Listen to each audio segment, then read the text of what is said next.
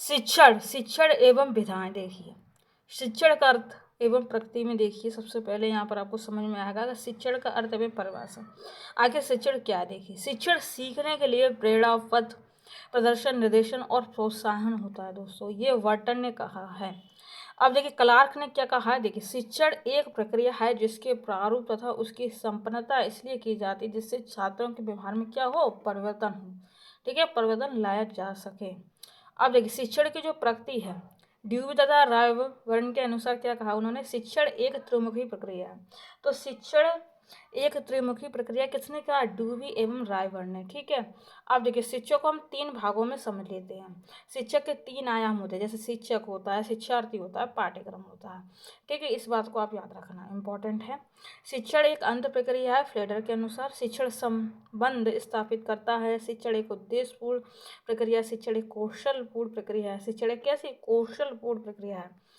अब आगे देखिए थोड़ा सा, शिक्षण एक सामाजिक एवं व्यवसायिक प्रक्रिया है, व्यवसायिक प्रक्रिया भी है दोस्तों। ठीक है, शिक्षण औपचारिक तथा अनौपचारिक प्रक्रिया, औपचारिक भी है और अनौपचारिक भी है।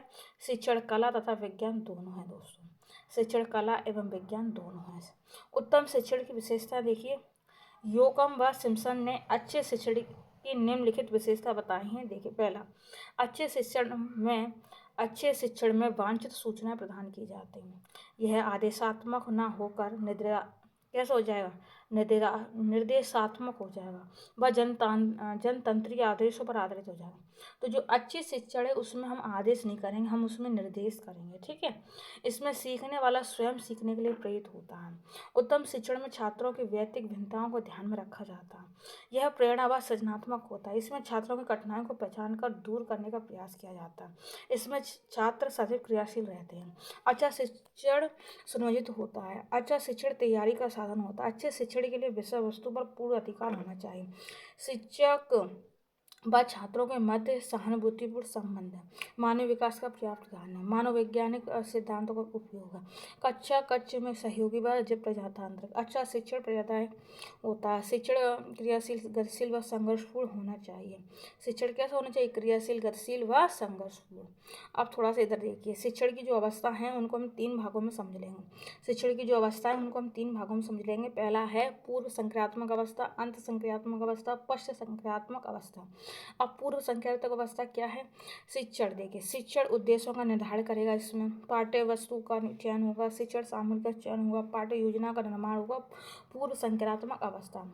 अंत संक्रिया अवस्था में इसमें प्रस्तुतिकरण, प्रश्नोत्तर, श्यामपट्ट, कार्य प्रदर्शन, मूल्यांकन और पूर्ण वर्णन भी अंत संक्रियात्मक अवस्था है। ठीक है, अब देखिए पश्चात संक्रियात्मक अवस्था में शिक्षण का मूल्यांकन, शिक्षण में सुधार, शिक्षण की प्रतिपुष्टि। ये पश्चात से आप लास्ट में समझो। ठीक है, लास्ट का सबसे, तो इसमें सब कुछ पढ़ा लेंगे, सब कुछ हो जाए तो लास्ट में क्या करते हैं, प्रतिपुष्टि, मतलब फीडबैक देते हैं हम लोग। थोड़ा सा ऐसे समझे। ठीक है, अब जैसे शिक्षण वातावरण देखिए, शिक्षण वातावरण हम देखेंगे सत्तात्मक, स्वेच्छाकारी एवं तंत्रीय वातावरण। दूसरा है प्रजातांत्रिक वातावरण। तीसरा हस्तक्षेप रहित वातावरण। अब ये क्या है, सत्तात्मक और स्वेच्छाचारी एवं तंत्रीय वातावरण। तो इसमें देखिए शिक्षक का संपूर्ण नियंत्रण, शिक्षक देखिए ये शिक्षक है और ये विद्यार्थी, संपूर्ण नियंत्रण हो जाएगा। जैसे कि एक बोर्ड पर हम पढ़ाते हैं और यहाँ पर बहुत सारे बच्चे बैठे होते हैं ना, तो एक तरह का नियंत्रण हो जाता है, शिक्षक का संपूर्ण नियंत्रण हो जाता है।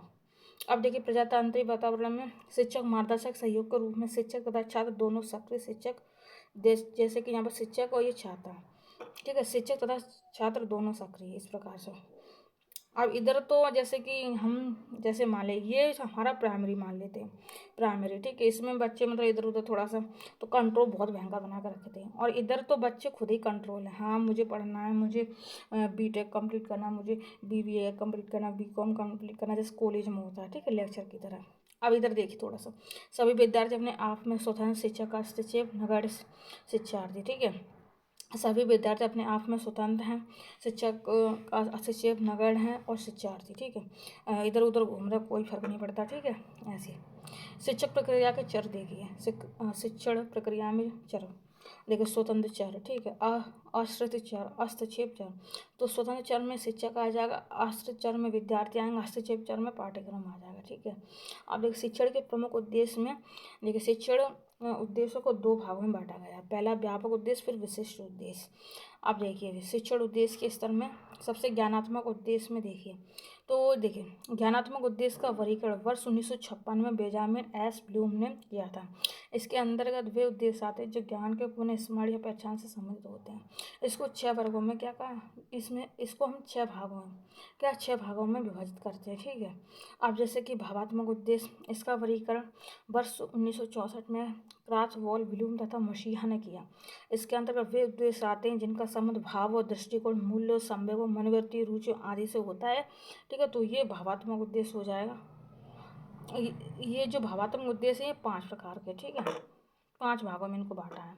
और मनोगत्यात्मक उद्देश्य में देखिए इसका वर्गीकरण सिम्पसन ने वर्ष 1966 में क्या। इसके अंतर्गत उन उद्देश्यों को सम्मिलित किया जाता है जो शारीरिक तथा क्रियात्मक कौशलों से संबंधित होते हैं। इसको भी हमने 5 भागों में बांटा है, ठीक है, विभाजित किया है, समाहित किया है, ठीक है। अब देखिए शिक्षण विशिष्ट उद्देश्य वर्ष 1956 में बेंजामिन एस ब्लूम ने शिक्षण के विशिष्ट उद्देश्य को 3 भागों में बांटा है, ठीक है, विभक्त किया है। तो इस बात को याद रखना, जैसे कि ज्ञानात्मक उद्देश्य, भावात्मक उद्देश्य, मनोगत्यात्मक उद्देश्य। अब ज्ञानात्मक में क्या हो जाए, ज्ञान, बोध, अनुप्रयोग, विश्लेषण, संश्लेषण, मूल्यांकन। भावात्मक क्या हो जाए, आग्रहण, प्रतिक्रिया, अनुमूलन, संगठन, स्वाभाविकरण, ठीक है। और मनोगत्यात्मक में प्रत्यक्षीकरण, मनोस्थिति, निर्देशन, प्रतिक्रिया, कार्य कौशल, जटिल भाव व्यवहार, ये सब मनोगत्यात्मक आ जाएगा।